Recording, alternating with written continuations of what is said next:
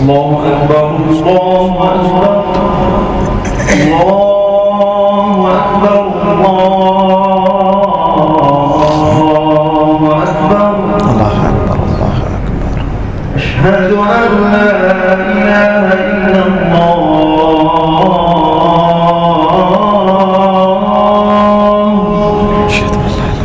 أشهد أن لا إله إلا الله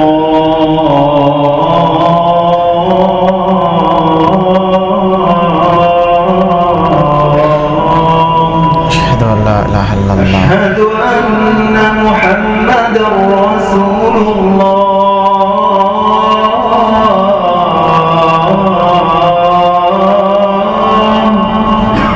أشهد أن محمدا رسول الله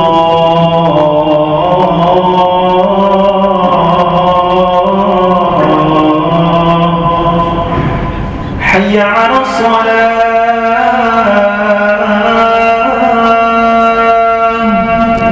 حي على الصلاة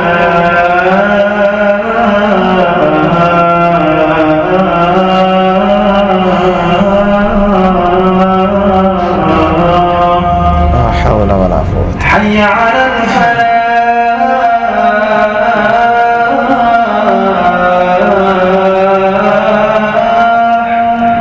حي على الفلاح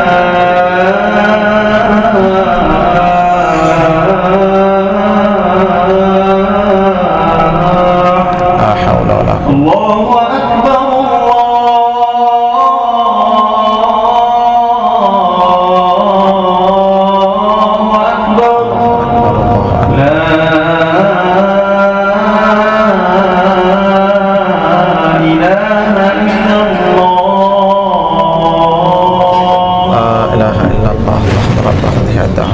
والصلاة القائمة محمدا الوسيلة الفضيلة وبعثه مقاما محمودا الذي وعدته إنك لا تخلف الميعاد. إن الحمد لله نحمده ونستعينه ونستغفره ونؤمن به ونتوكل عليه ونعوذ بالله من شرور أنفسنا ومن سيئات أعمالنا. من يهده الله فلا مضل له ومن يضلل فلا هادي له. أشهد أن لا إله إلا الله وحده لا شريك له وأشهد أن محمدا عبده ورسوله. وصلى الله وسلم وبارك على سيدنا وحبيبنا وقرة أعيننا محمد وعلى آله وصحبه ومن سار على نهجه واختفى أثره واهتدى بهديه إلى يوم الدين. أما بعد، فقد قال الله تبارك وتعالى في القرآن الكريم: أعوذ بالله من الشيطان الرجيم. إن أول بيت وضع للناس للذي ببكة مباركا وهدى للعالمين فيه آيات بينات مقام إبراهيم ومن دخله كان آمنا ولله على الناس حج البيت من استطاع إليه سبيلا ومن كفر فإن الله غني عن العالمين. صدق الله العظيم. எல்லா புகழும் புகழ்ச்சியும் படைத்தாளுகின்ற நேர்வழி காட்டுகின்ற வல்லவன் அல்லாஹ் ஒருவனுக்கே உரித்தாகட்டும். அல்ஹம்துலில்லாஹ். அவனேகன், இணை துணையற்றவன், வணங்க தகுதியானவன். நம்மை படைத்து நம்மை பரிபாலித்து நமது எல்லா தேவைகளையும் பூர்த்தி செய்யக்கூடியவன். நம்மை படைப்பதற்கு முன்னர் நமது சகல விஷயங்களையும் கதா கதிர் எனும் முன்னளப்பிலே முடிவு செய்து எழுதி வைத்திருப்பவன். அவனது நாட்டம் இன்றி உலகத்திலே எந்த ஒன்றும் நடைபெறுவதில்லை. அவனது ஆணையின்றி கட்டளையின்றி உலகத்திலே எந்த அசைவுகளும் இடம்பெறுவதில்லை. அவன் நாடியதை நாடிய பிரகாரம் நாடிய விதிப்படி அவன் நடாத்தி முடிக்கின்றான். மனிதர்களின் தௌபாவை ஏற்றுக்கொள்கிறான். மனிதர்களின் பாவங்களை மறைக்கிறான், மன்னிக்கிறான். சில தருணங்களில் நன்மையாக மாற்றி வைக்கிறான். பெற்ற பெற்றோர்களை விட மனிதர்கள் மீது இரக்கமுள்ளவன், அன்புள்ளவன் அந்த ரப்புல் ஆலமீன் அல்லாஹ்வை நான் புகழ்ந்து துதிக்கிறேன். அல்ஹம்துலில்லாஹ். அல்லாஹ்வினால் அனுப்பப்பட்ட நபிமார்கள், ரசூல்மார்கள், அவர்களின் வாழ்வை அடியொட்டி வாழப்போகின்ற எல்லா நல்ல உள்ளங்கள் மீதும் அல்லாஹ்வின் ஸலவாத்தும் சலாமும் என்றென்றும் உண்டாகட்டும். ஆமீன். அல்லாஹ்வுடைய மாளிகையில் அல்லாஹ்வுடைய கட்டளையை மதித்து இஅ்திகாஃபுடைய நியத்தோடு இங்கு அமர்ந்திருக்கின்ற அல்லாஹ்வின் நல்லடியார்களே, என் அருமை சகோதரர்களே, எல்லா சந்தர்ப்பங்களிலும் அல்லாஹு தஆலா எங்களுடைய நலவுக்காக என்னென்ன விஷயங்களை எல்லாம் எடுத்து நடக்குமாறு எம்மை ஏவி இருக்கிறானோ அவற்றை இயன்ற அளவு எடுத்து நடக்குமாறும், எவற்றை வேண்டாம் என்று நம்மை தடுத்திருக்கிறானோ அவற்றை முற்றுமுழுதாக தவிர்த்து வாழுமாறும் முதலில் எனக்கும் அடுத்து உங்களுக்கும் நான் தக்வாவை வஸியத்தாக, நஸீஹத்தாக ஞாபகப்படுத்துகிறேன். அன்பான சகோதரர்களே, ஹஜ்ஜுடைய மாதத்திலே நாம் இருக்கிறோம். உலகத்தின் நாலா திசைகளில் இருந்தும் பல லட்சக்கணக்கான மனிதர்கள் ஒரு கிபிலாவை முன்னோக்கி வந்து கொண்டிருக்கிறார்கள்.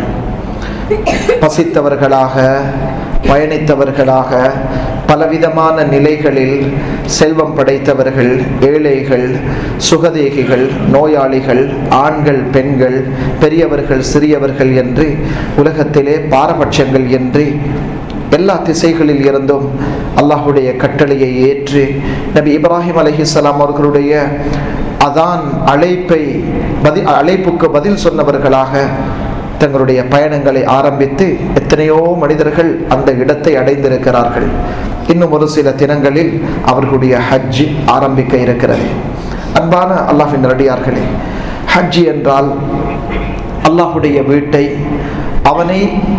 அவனது கட்டளையை மதிப்பதற்காக தன் மீதுள்ள கடமையை உணர்ந்து அல்லாஹ்வுடைய வீட்டை நாடி செல்வது ஹஜ். வஅத்தின் ஃபின்னாஸி பில் ஹஜ். இப்ராஹீமே, நீங்களும் உங்களுடைய அறுக்க தயாரான அந்த மகன் இஸ்மாயிலும் என்னுடைய வீட்டை கட்டினீர்கள் அல்லவா?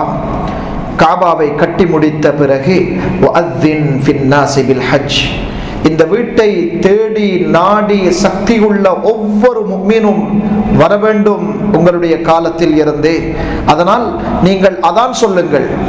யா அல்லாஹ், கேட்பதற்கு மனிதர்கள் இல்லையே, இந்த இடத்திலே பாலைவனமாக இருக்கிறதே, அந்த அழைப்பை ஒவ்வொரு மனிதனுடைய முஃமினான முஸ்லிமான மனிதனுடைய காதுக்கு எத்தி வைப்பது எனது பொறுப்பு. அதான் சொன்னார்கள். ஹஜ்ஜுக்காக அழைப்பு விடுத்தார்கள். அல்லாஹு தஆலா சொல்லுகிறான், உங்களிடத்துல இந்த ஹஜ்ஜுக்காக வருவார்கள் மெலிந்த கொளுத்த ஒட்டகைகள், வாகனங்கள், ஒவ்வொரு அமைப்புகள்ல இந்த வீட்டை நோக்கி நாடி வருவார்கள். மின் குல்லி ஃபஜ்ஜின் அமீக், தொலை தூரத்தில் இருந்து மக்கள் வருவார்கள். இந்த அழைப்பை எத்த வைப்பது எமது பொறுப்பு. அன்பானவர்களே, குர்ஆன் நம்மை பார்த்து பேசுகிறது. இன்ன அவ்வல பைத்தின் உதய லின்னாஸ், மனிதர்களுக்காக கட்டப்பட்ட முதலாவது வீடு அல்லாஹ்வை இபாதத் செய்வதற்காக லல்லதி பிமக்கா, மக்காவிலே அமைக்கப்பட்டிருக்கிற காபா என்ற வீடு ஹஜ்ரத் ஆதம் அலைஹிஸ்ஸலாம் அவர்களுடைய காலத்திலே அது கட்டப்பட்டு விட்டது. முபாரகன் வஹுதன் லில் ஆலமீன், அது பரக்கத் செய்யப்பட்ட வீடாக இருக்கிறது. அந்த காபாவுக்குள் நுழைபவர்கள் அல்லாஹ்வுடைய பரக்கத்தை பெற்றுக்கொள்கிறார்கள். அந்த காபாவை சூழ வாழுகிறவர்கள் அல்லாஹ்வுடைய பரக்கத்தை அடைந்து கொள்கிறார்கள். வஹுதன் லில் ஆலமீன், முழு உலகத்தாருக்கும் நேர்வழி காட்டுகின்ற இடமாக அது இருக்கிறது. ஃபீஹி ஆயாத்தும் பையினாத், அதிலே எத்தனையோ அத்தாட்சிகளை நான் வைத்திருக்கிறேன். அத்தாட்சிகள் இருக்கின்றன. அதிலே ஒன்றுதான் மகாமு இப்ராஹிம். இப்ராஹிம் அந்த காபாவை கட்டிய கல் அங்கே இருக்கிறது.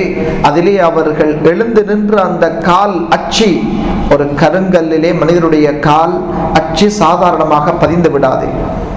ஆனால் அல்லாஹு தஆலா அதை பதிய வைத்திருக்கிறான். இது இப்ராஹிமுடைய காலடி சுவடு, நீங்கள் வந்து இதை பார்க்க வேண்டும்.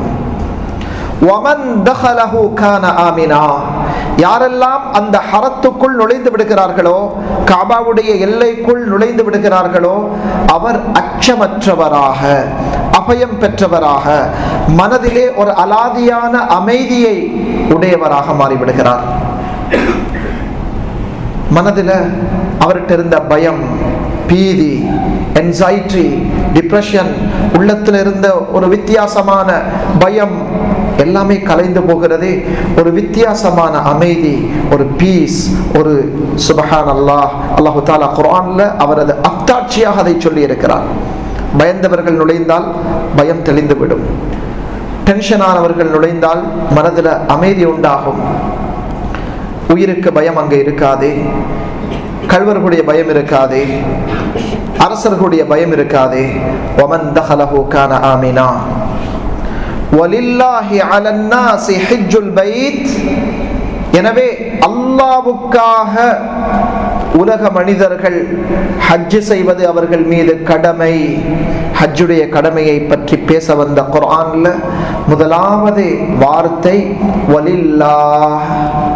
உங்களுடைய ஹஜ் பேருக்காக அல்லது புகழுக்காக நானும் ஹஜ் செய்திருக்கிறேன் என்று சொல்லிக் கொள்வதற்காக இருக்கக்கூடாது. ஹஜ் கடமை உங்கள் மீது என்று சொல்வதற்கு முன்னர் அல்லாஹு தஆலா வலில்லாஹி, அல்லாஹ்வுக்காக என்பதை எங்களுக்கு உணர்த்துகிறார்.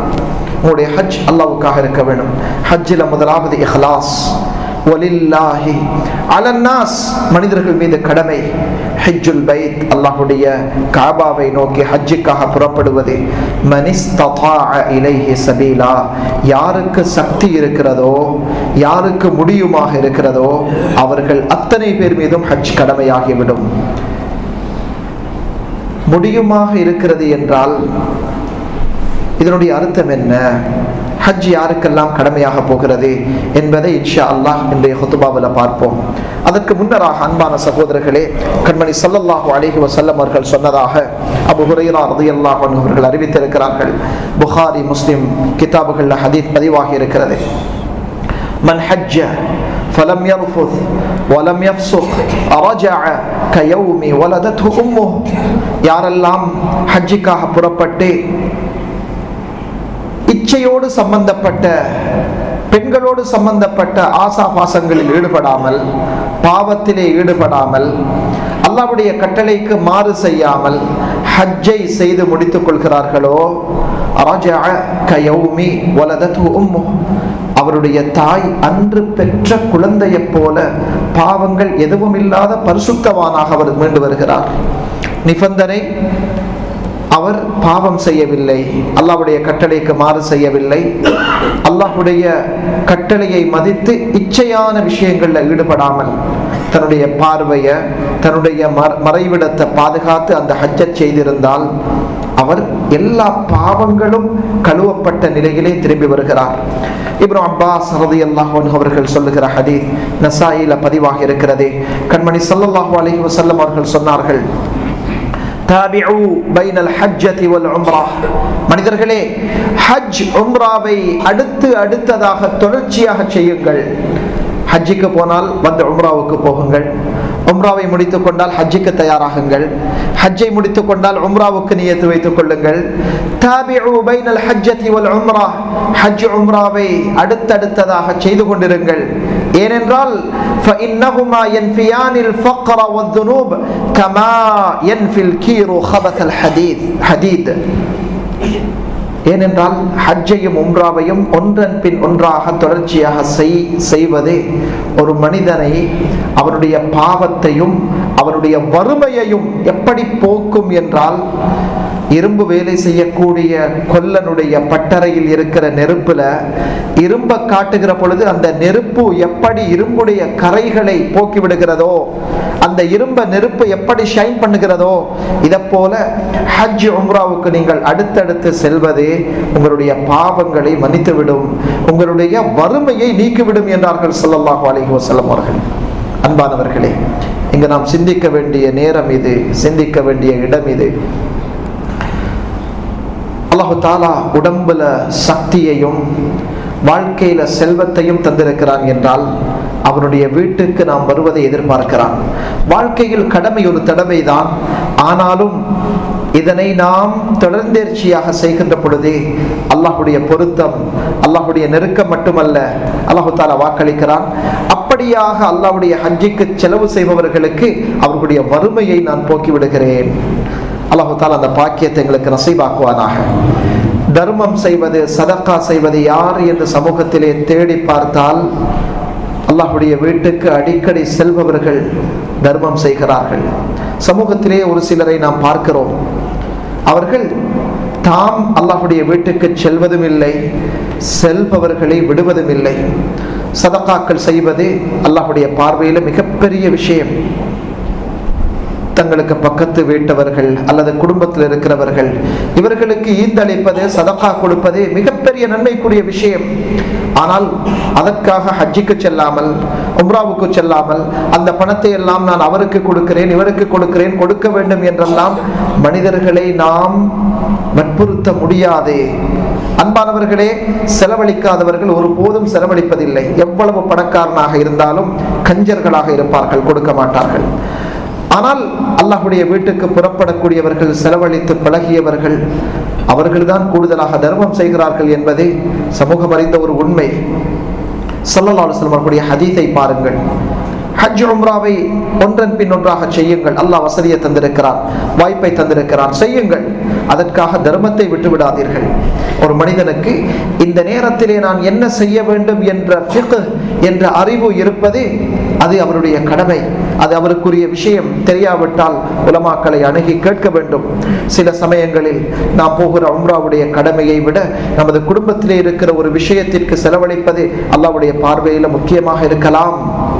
அது எல்லா கட்டங்களிலும் அல்ல. அன்பானவர்களே, கண்மணி ஸல்லல்லாஹு அலைஹி வஸல்லம் அவர்கள் சொன்ன ஒரு ஹதீஸை அபூ ஹுரைரா ரலியல்லாஹு அன்ஹு அவர்கள் அறிவிக்கிறார்கள். அல் உம்ரா இலல் உம்ரா கஃபாரத்து லிமா பைனஹுமா. ஒரு மனிதர் உம்ரா செய்துவிட்டு அடுத்த உம்ராவை செய்கிற பொழுது 2 உம்ராக்களுக்கு இடைப்பட்ட பாவத்தை அல்லாஹ் மன்னித்து விடுகிறான். ஒரு உம்ராவுக்கு போய் வருகிறார், அடுத்த உம்ராவுக்கு செல்கிறார், அந்த பாவத்தை அல்லாஹ் மன்னித்து விடுகிறான். ஏனென்றால் யாரும் ஹஜ்ஜுக்கோ உம்ராவுக்கோ சுகண்டியாக இருந்துவிட்டு வருவதற்கு செல்வதில்லை. அங்கு தியாகம் இருக்கிறது, அங்கு கஷ்டம் இருக்கிறது, அங்கு பல இபாதத்துகள் செய்ய வேண்டி இருக்கிறது. சொல்லிவிட்டு சொன்னார்கள், அல் ஹஜ்ஜுல் மப்ரூர், நன்மைகள் நிறைந்த ஹஜ், அல்லாஹ்வுடைய திக்ரோடு செய்யப்பட்ட ஹஜ், பாவங்கள் புரியப்படாமல் செய்யப்பட்ட நன்மைகள் நிறைந்த ஹஜ், லைஸ லஹு ஜஸாஉன் இல்லல் ஜன்னah, சொர்க்கத்தை தவிர அதற்கு கூலி கிடையாது என்றார்கள் கண்மணி ஸல்லல்லாஹு அலைஹி வஸல்லம் அவர்கள். அல்லாஹு அக்பர். ஒரு ஹஜ்ஜுக்குரிய கூலி சொர்க்கம் தான் என்றார்கள். அன்பான சகோதரர்களே, இப்னு உமர் ரலியல்லாஹு அன்ஹு அறிவிக்கிற ஹதீஸ் இப்னு மாஜாவுல பதிவாகி இருக்கிறது. அல் காஸி ஃபீ சபீலில்லாஹ் வல் ஹாஜ் வல் முஅ்தபிர் வஃதுல்லாஹ், அல்லாஹ்வுடைய பாதையில் யுத்தம் செய்யக்கூடிய மனிதர், அல்லாஹ்வுக்காக ஹஜ்ஜுக்கு சென்ற மனிதர், அல்லாஹ்வுக்காக உம்ராவுக்கு சென்ற மனிதர், இந்த 3 பேர்களும் அல்லாஹ்வுடைய விருந்தாளிகள். தஆஹும் ஃபஅஜாபூஹு, அல்லாஹ் அவர்களை அழைத்தான், அவர்கள் அல்லாஹ்வுக்கு பதில் சொல்லி அல்லாஹ்வுடைய வீட்டுக்கு சென்று விட்டார்கள். எனவே வஸஅலூஹு ஃபஅஅதாஹும், அவர்கள் அல்லாஹ்விடத்தில் கேட்பதையெல்லாம் அவன் அவர்களுக்கு கொடுத்து விட்டான். ஒரு ஹாஜ்ஜுடைய உம்ராவுக்கு செல்லக்கூடியவருடைய துஆ ஏற்றுக்கொள்ளப்படுகிறது. அன்பானவர்களே, ஹஜ் என்பது உலமாக்களுடைய ஏகோபித்த கருத்து. இது 5வது கடமை. இது ஒரு வாஜிபான ஒரு இபாதத். புரிந்து வைத்திருக்கிறோம். ஹஜ்ஜை ஒரு மனிதர் மறுக்கிறார். இவ்வளவு செலவு செய்து போக வேண்டுமா என்று கேள்வி கேட்கிறார். குதர்க்கமாக பேசுகிறார் என்றால், அன்பானவர்களே, ஹஜ்ஜை மறுக்கிற அமைப்பிலே பேசுவார் என்றால் அவர் காஃபிராகி விடுவார், இஸ்லாத்தை விட்டு மதம் மாறியவராக கருதப்படுவார். وَمَنْ كَفَرَ فَإِنَّ اللَّهَ غَنِيٌّ عَنِ الْعَالَمِينَ. ஹஜ் கடமையை பொருட்படுத்தாமல், அது என் மீது கடமை அல்ல என்று மறுத்து அதை விடுவதை குர்ஆன் குஃப்ர் என்று வர்ணித்திருக்கிறது. அல்லாஹு அக்பர். அல்லாஹு தஆலா ஆயத்தில் சொல்லுகிறான், நீங்கள் ஹஜ்ஜுக்கு செல்வதை புறக்கணித்து விட்டால் முழு மனிதர்கள் செய்கிற இபாதத்தை விட்டும் நான் தேவையற்றவனாக இருக்கிறேன். அல்லாஹ்வுக்கு எந்த தேவையும் இல்லை, அது உங்களுடைய தேவைக்காக. அன்பான சகோதரர்களே, அல்லாஹ்வின் நல்லடியார்களே, ஹஜ் எப்படி கடமையோ இது போல யாருக்கெல்லாம் ஹஜ் செய்ய வசதி இல்லையோ, இமாம் ஷாஃபிஈ ரஹ்மஹுல்லாஹ் சொல்லி இருக்கிறார்கள், உலமாக்களுடைய பெரிய ஒரு கூட்டம் சொல்லி இருக்கிறார்கள், ஹஜ்ஜுக்கு வசதி இல்லாதவர்களுக்கு உம்ரா கடமையாக இருக்கிறது. ஒருவருக்கு ஹஜ்ஜுக்குரிய ஏற்பாடு இல்லை, ஆனால் உம்ராவுக்குரிய ஏற்பாடு இருக்கிறது என்றால் அந்த உம்ராவுக்கு செல்வது அவர் மீது கடமையாகிவிடும். அல்லாஹு தஆலா வஅத்திம்முல் ஹஜ்ஜ வல் உம்ரத லில்லாஹ், அல்லாஹ்வுக்காக ஹஜ்ஜையும் உம்ராவையும் பூர்த்தியாக செய்யுங்கள் என்று எங்களை பணித்திருக்கிறார். ஹஜ் என்பது ஒரு தனியான கடமை, உம்ரா என்பது தனியான கடமை. ஹஜ்ஜுக்கு சென்று விட்டால் உம்ராவும் அதற்குள் உள்வாங்கப்பட்டுவிடும்.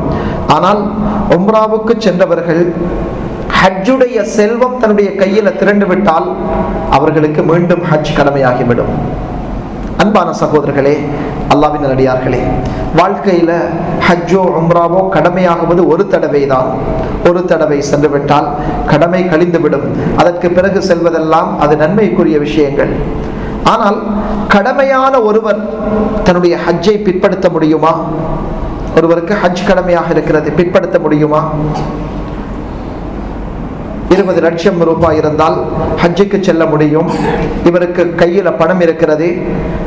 வாஜிபான ஹஜ்ஜை நான் இப்பொழுதுதான், எனக்கு வயது 25, எனக்கு வயது 30, நான் ஒரு 40-45 வயதில் இந்த ஹஜ்ஜை செய்கிறேன் என்று பிற்படுத்த முடியுமா என்றால் நிபந்தனையோடு பிற்படுத்த முடியும். என்ன நிபந்தனை? நான் கட்டாயம் இந்த ஹஜ்ஜை இன்ஷா அல்லாஹ் செய்வேன் என்ற உறுதியோடு பிற்படுத்த முடியும். ஆனால் அல்லாஹ்வுடைய ஏற்பாடு, வருடங்கள் சில கழிந்தன, மரணித்து விட்டார் என்றால் பாவியாக மரணிக்கிறார். மௌத் எப்ப வரும் என்பது தெரியாது. அதனால சந்தர்ப்பம் இருக்கிறது, போகாமல் தாமதப்படுத்துகிறார் என்றால் தாமதப்படுத்த அவருக்கு சலுகை இருக்கிறதே உறுதியான எண்ணத்தோடு. ஆனால் மரணித்து விட்டால் கடமையான ஒரு விஷயத்தை பாழாக்கி, இஸ்லாத்தின் ஒரு கடமையை பாழாக்கி மரணித்தவருடைய பாவம் அவருக்கு போய் சேர வாய்ப்பு இருக்கிறது. அன்பான அல்லாஹ்வின் நல்லடியார்களே, இஸ்லாமிய சகோதரர்களே, யார் மீது இந்த ஹஜ் கடமையாகிறது? அல்லாஹு தஆலா மனிஸ்ததாஅ இலைஹி சபீலா, ஹஜ் செய்ய யாருக்கு சக்தி இருக்கிறதோ அவர்களுக்கு ஹஜ் செய்வது கடமை என்று சொல்லி இருக்கிறார். நபி ஸல்லல்லாஹு அலைஹி வஸல்லம் அவர்களிடத்துல ஒரு நபித்தோழர் கேட்கிறார், யா ரசூலல்லாஹ், ஹஜ் யார் மீது கடமை? கடமை என்றால் என்ன யா ரசூலல்லாஹ்? ஸல்லல்லாஹு அலைஹி வஸல்லம் அவர்கள் அதை விளங்கப்படுத்துகிறார்கள். அஸ்ஸாது வர்ராஹிலா, சக்தி என்பது ஒரு மனிதனுக்கு ஹஜ்ஜுக்கு போவதற்குரிய பணம், செல்வமும் வாகன வசதியும் இருக்கிறது என்றால் அவன் மீது ஹஜ் கடமையாகிவிடும். அன்பான அல்லாஹ்வின் நல்லடியார்களே, இஸ்லாமிய சகோதரர்களே, ஒரு மனிதர் முஸ்லீமாக இருக்கிறார், ஆணோ பெண்ணோ முஸ்லீமாக இருக்கிறார், பருவ வயதை அடைந்திருக்கிறார், புத்தி சுவாதீனம் உள்ளவராக இருக்கிறார், அவருக்கு பைத்தியம் இல்லை, மென்டலி அவர் டிசார்டர்ல இல்லை, நல்லாக இருக்கிறார், பருவ வயதை அடைந்திருக்கிறார்,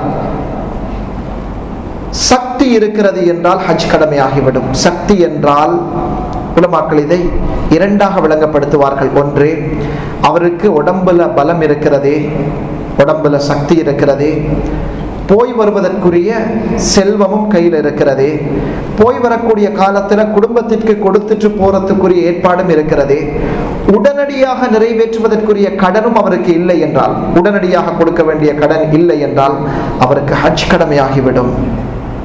சில மனிதர்கள் இருப்பார்கள், அவர்களுக்கு உடல்ல பலம் இல்லை, நோயாளி அல்லது வயதாளி, வயது போய்விட்டது, பயணம் செய்ய முடியாது, ஆனால் செல்வம் கையில் இருக்கிறது, ஹஜ்ஜுக்கு இன்னும் போகல என்றால் இவர்கள் மீதும் ஹஜ் கடமையாகிவிடும். இவர் ஏற்கனவே ஹஜ்ஜுக்கு சென்ற ஒருவரை பணத்தை கொடுத்து தனக்காக ஹஜ்ஜு செய்விப்பது அவர் மீது கடமையாகிவிடும். ஹஜ்ஜு செய்யாமல் இவர் மரணித்தால், ஹஜ்ஜு செய்யாமல் இவர் மரணித்தால் இவருடைய மீராத்துடைய சொத்து பிரிக்கப்படுவதற்கு முன்னர் இவருடைய பணத்தில் இருந்து அல்லாஹ்வுடைய கடனாக இருக்கிற ஹஜ்ஜுக்காக பணம் ஒதுக்கப்பட்டு இவருக்காக ஒருவர் ஹஜ்ஜு செய்ய வேண்டும். குடும்பத்தில் யாரோ அல்லது யாரோ ஒரு ஏற்கனவே ஹஜ்ஜு செய்த ஒருவர் இவருக்காக ஹஜ்ஜு செய்வது கடமையாக இருக்கிறது. ஜுஹைரா கோத்திரத்தை சேர்ந்த ஒரு பெண்மணி ஸல்லல்லாஹு அலைஹி வஸல்லம் அவர்கள் தன்னுடைய ஹஜ்ஜத்துல் வதா, அவர்கள் செய்த ஒரே ஹஜ், அதிலே ஒரு கேள்வி கேட்கிறார். புகாரி ஷரீஃப்ல இந்த ஹதீஸ் பதிவாக இருக்கிறது. யா ரசூலல்லாஹ், இன்ன உம்மி நதரத் அன் தஹுஜ்ஜ ஃபமாதத், எனது தாய் ஹஜ் செய்வதற்காக நேர்ச்சை வைத்தார். அல்லாஹ்வினால் ஹஜ் கடமையாக்கப்பட்டது உலமாக்களுடைய பல கருத்துக்கள்ல ஏற்புடைய கருத்து ஹிஜ்ரி 9ல, ஸல்லல்லாஹு அலைஹி வஸல்லம் ஹிஜ்ரி 10ல ஹஜ்ஜுக்கு சென்றார்கள், 11லே வஃபாத் ஆகிவிட்டார்கள். அல்லாஹ் அக்பர். சஹாபாக்களுக்கு ஹஜ் கடமையாக்கப்பட்டு அடுத்த வருடமே ஹஜ்ஜுக்கு புறப்படக்கூடிய நேரத்தில் ஒரு பெண் கேட்கிற கேள்வியை பாருங்க. அப்பதான் ஹஜ் கடமையாக்கப்பட்டது இஸ்லாத்துல. யா ரசூலல்லாஹ், என்னுடைய தாய் ஹஜ் செய்வதற்காக நேர்ச்சை வைத்தார், இது நடந்தால் நான் ஹஜ் செய்வேன். ஆனால் மௌத்தாகிவிட்டார். அந்த நேர்ச்சையை பூர்த்தி செய்யும் வரைக்கும் அவ ஹயாத்தோடு இருக்கல்ல ஹஜ்ஜுடைய காலத்துல. அந்த தாயுடைய ஹஜ்ஜை நான் நிறைவேற்ற வேண்டுமா? ஒரு மனிதருக்கு செல்வம் இருந்தால் ஹஜ்ஜை கடமையாகுவது போல நேர்ச்சை வைத்தாலும் ஹஜ் கடமையாகிவிடும். அவர் நேர்ச்சை வைத்த விஷயம் நடந்தார். அந்த பெண் கேட்டா, நான் தாயுடைய நேர்ச்சையை நிறைவேற்ற வேண்டுமா? ஸல்லல்லாஹு அலைஹி வஸல்லம் அவர்கள் சொன்னார்கள், நஅம் ஃபஹுஜ்ஜி அன்ஹா. ஆம், அந்த தாய்க்காக ஹஜ் செய்வது உன் மீது கடமை.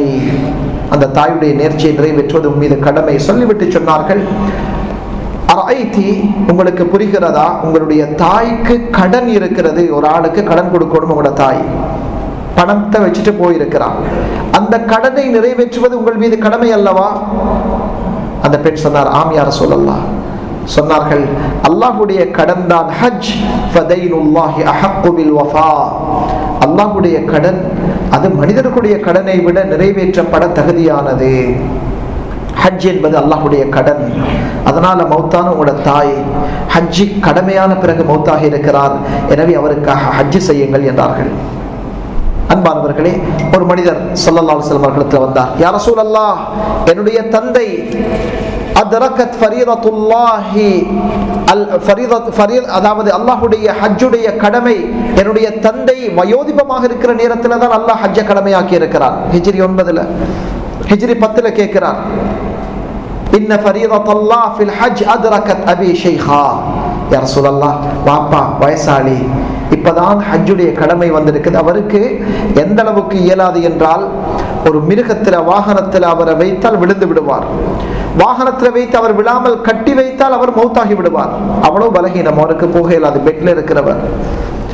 நான் அவருக்காக நான் ஹஜ் செய்யட்டுமா?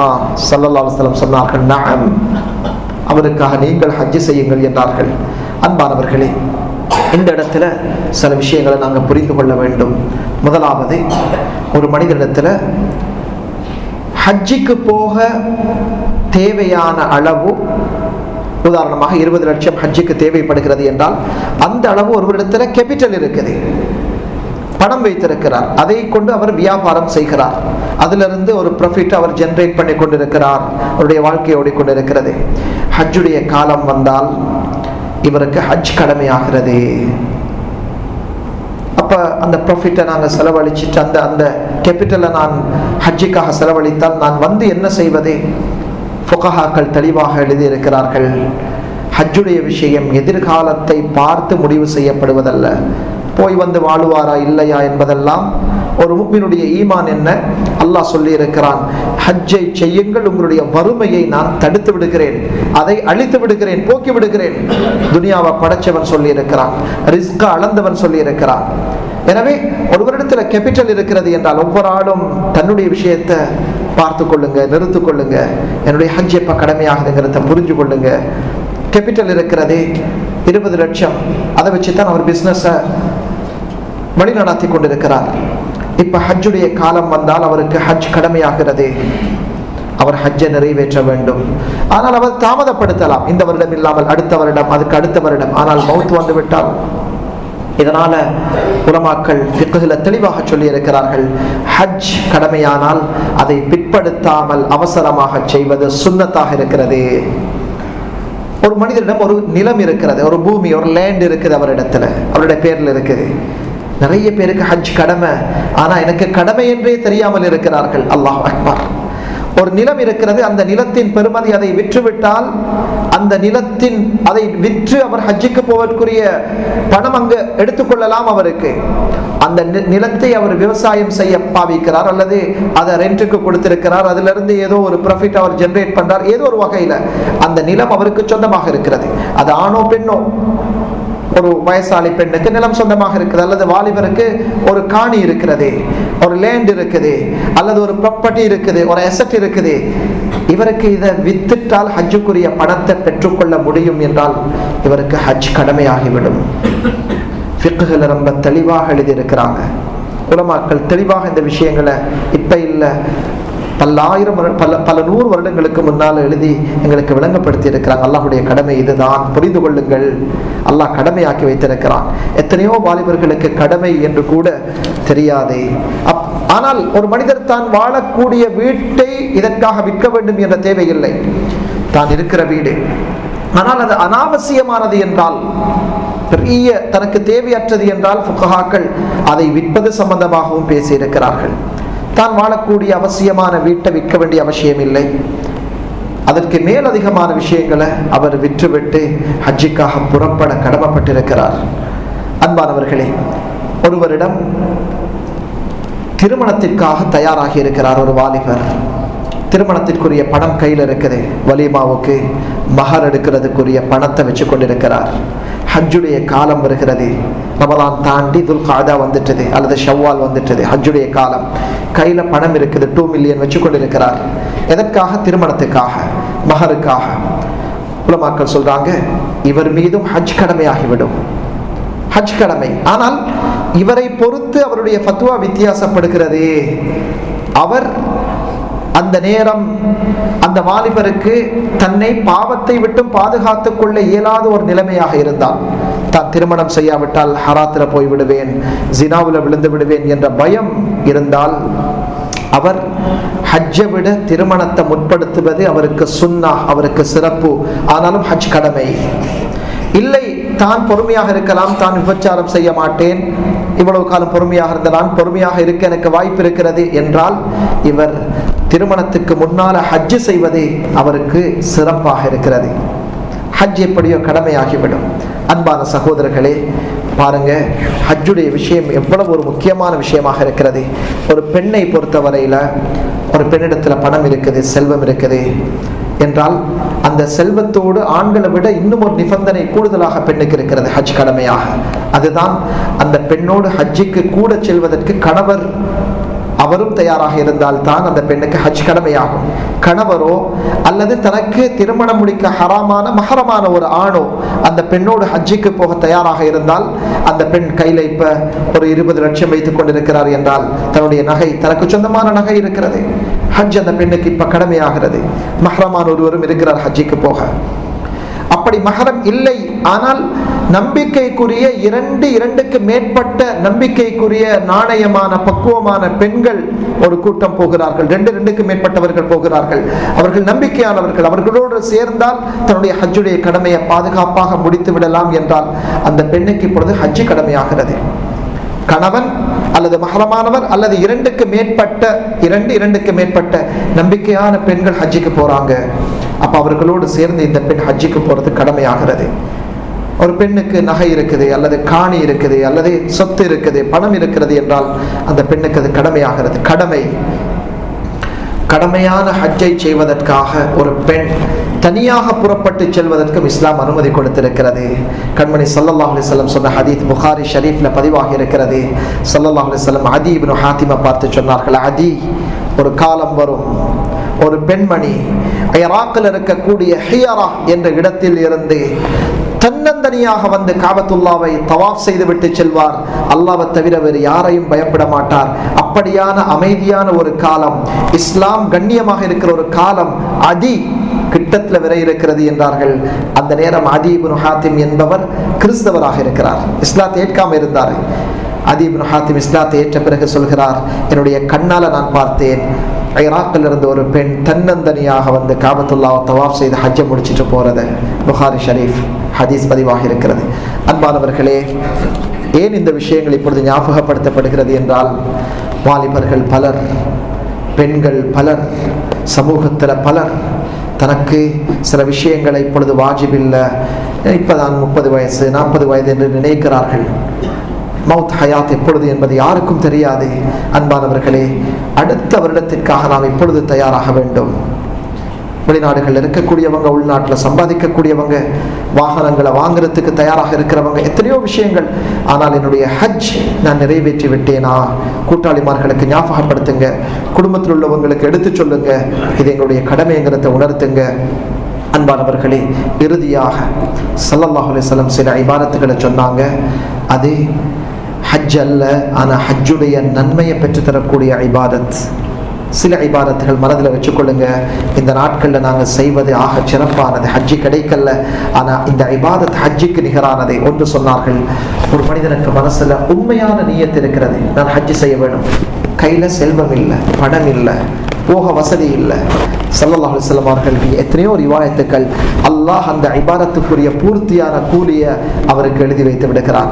அது என்ன இபாதத்தாக இருந்தாலும் சரி, எனக்கும் வசதி இருந்தால் நானும் அந்த ஏழைகளுக்கு வீடு கட்டி கொடுப்பேனே என்று உண்மையான நியத்து இருந்தால் அல்லாஹ் அந்த எண்ணத்தை, அந்த நியத்தை அவர் செய்ததாக எழுதி வைக்கிறார். இரண்டாவது, 5 நேர தொழுகை.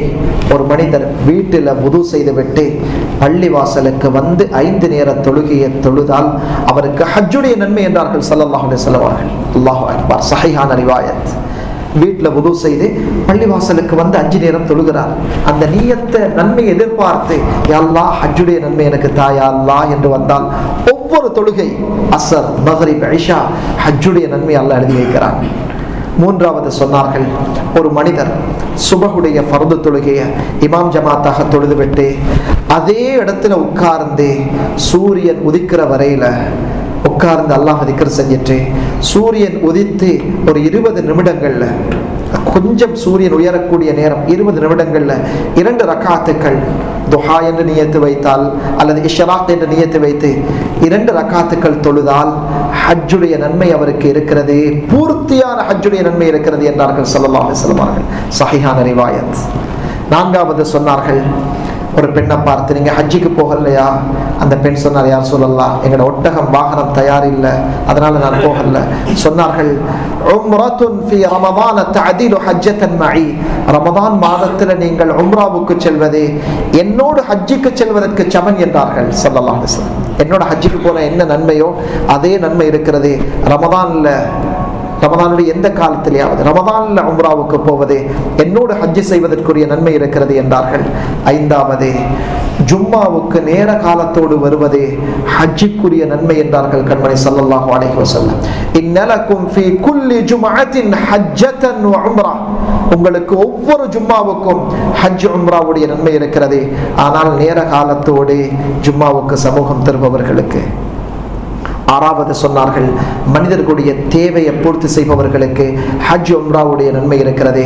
நபி அவர்களுடைய பேர குழந்தை காபத்துல்லாவை தவாஃப் செய்து கொண்டிருக்கிற நேரம் ஒரு மனிதர் வந்து ஹசன் ரலியல்லாஹு அன்ஹு அல்லது ஹுசைன் ரலியல்லாஹு அன்ஹு தவாஃப் செய்து கொண்டிருக்கிற நேரத்தில் ஓடி வந்து சொன்னார், யா ரசூலல்லாஹ், அல்லாஹ்வுடைய ரசூலுடைய பேர குழந்தையே, ஹசன் அவர்களே, ஹுசைன் அவர்களே, என்னுடைய இன்ன தேவை இன்ன மனிதரிடத்தில் இருக்குது, எனக்காக சிபாரிசு செய்யுங்க.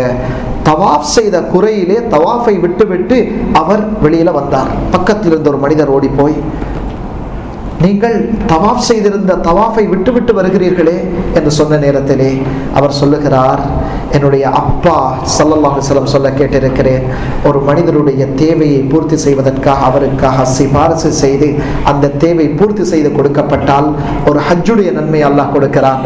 அந்த தேவை இவர் சிபாரிசு செய்து பூர்த்தி செய்யப்படாவிட்டால் ஒரு உம்ராவுடைய நன்மை அல்லாஹ் கொடுக்கிறான். இதை விட எவ்வளவு லாபகரமான வியாபாரம் என்றார்கள். அன்பானவர்களே, அதே போல ஏழாவது, தன்னுடைய பெற்றோருக்கு உபகாரம் செய்வது. ஸல்லல்லாஹு அலைஹி வஸல்லம் சொன்னார்கள், ஒரு மனிதரை பார்த்து, நீ அல்லாஹ்வுடைய பாதையில ஜிஹாதுக்கு போகக்கூடிய, ஹஜ்ஜுக்கு போகக்கூடிய, உம்ராவுக்கு போகக்கூடிய 3 நன்மைகளையும் உன்னுடைய தாய் தந்தையர்களை சந்தோஷப்படுத்துவது கொண்டு அடைந்து கொள்வாய் என்றார்கள். உம்மா அப்பா சந்தோஷப்படுத்துவது ஹஜ்ஜுக்கு நிகரானது. அடுத்ததாக 8வதாக, ஒரு இல்முடைய சபையில் பள்ளிவாசலுக்கு போய் ஒரு நல்ல விஷயத்தை படிப்பது அல்லது படித்து கொடுப்பது ஹஜ் உம்ராவுக்கு நிகரானது. இது மாதிரி இன்னும் சில இபாரத்துகளும் சொல்லப்பட்டிருக்கிறது. அன்பானவர்களே, இந்த விஷயங்களை நாங்கள் வாழ்க்கையில் அமல் செய்வோம் என்றால் அல்லாஹு தாலா ஹஜ்ஜுடைய உம்ராவுடைய நன்மை எங்களுக்கு நசீபாக்குவான். அல்லாஹு தாலா நாங்கள் செய்யக்கூடிய வணக்கங்களை பொருந்திக் கொள்வானாக. யா அல்லாஹ், எங்களுடைய பாவங்களை மன்னிப்பாயாக. யா அல்லாஹ், எங்களுடைய குற்றங்களை குறைகளை மன்னிப்பாயாக. இந்த வருடம் ஹஜ்ஜுக்கு செல்லக்கூடியவர்களுடைய ஹஜ்ஜுகளை கபூல் செய்வாயாக. எங்களுக்கு பல வருடங்கள் ஹஜ்ஜு செய்யக்கூடிய தௌஃபீக நசீபாக்குவாயாக. யா அல்லாஹ், எங்களுடைய இபாதத்துகளை கபூல் செய்வாயாக. பலஸ்தீனில் இந்த நேரத்தில் இந்த நிமிடத்தில் யா அல்லாஹ் கஷ்டப்படக்கூடிய அந்த மக்களுக்கு நீ உதவி செய்வாயாக.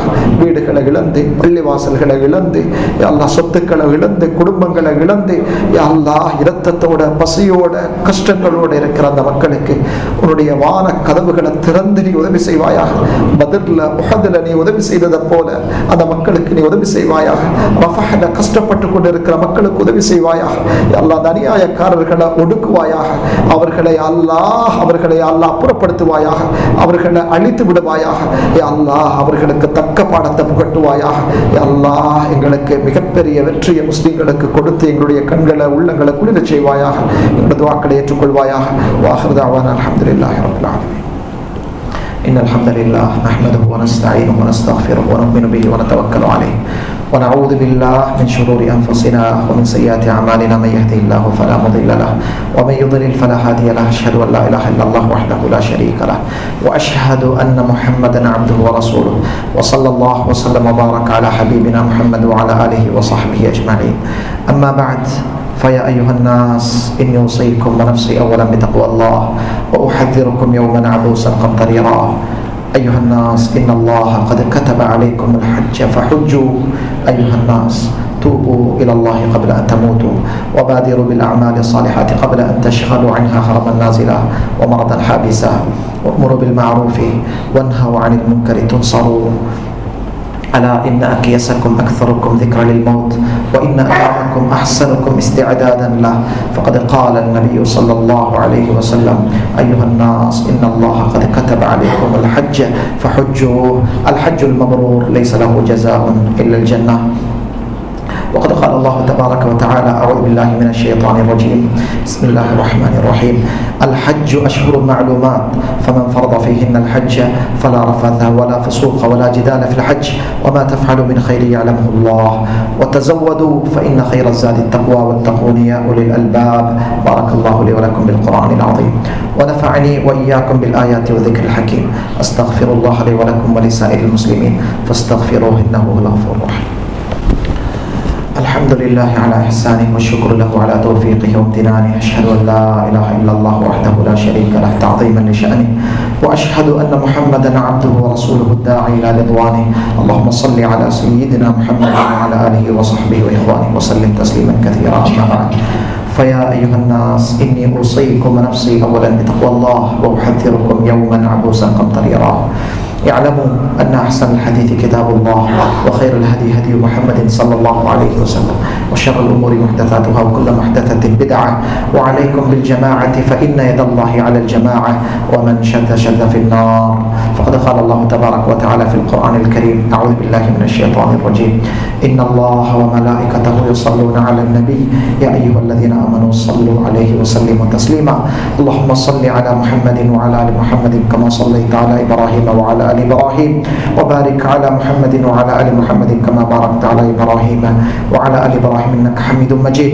اللهم ارض عن الأربعة الخلفاء الراشدين سيدنا أبي بكر الصديق وسيدنا عمر بن الخطاب وسيدنا عثمان بن عفان وسيدنا علي بن أبي طالب رضي الله تعالى عنهم أجمعين. اللهم اغفر للمؤمنين والمؤمنات والمسلمين والمسلمات الأحياء منهم والأموات. اللهم انصر إخواننا المستضعفين المجاهدين في كل مكان خصوصا في فلسطين. اللهم كن لهم عونا ونصيرا. ربنا لا تجعلنا فتنة للقوم الظالمين ونجنا برحمتك من القوم الكافرين. عباد الله إن الله يأمر بالعدل والإحسان وإيتاء ذي القربى وينهى عن الفحشاء والمنكر والبغي يعظكم لعلكم تذكرون. اذكروا الله يذكركم واشكروه يزدكم ولذكر الله أكبر والله يعلم ما تصنعون.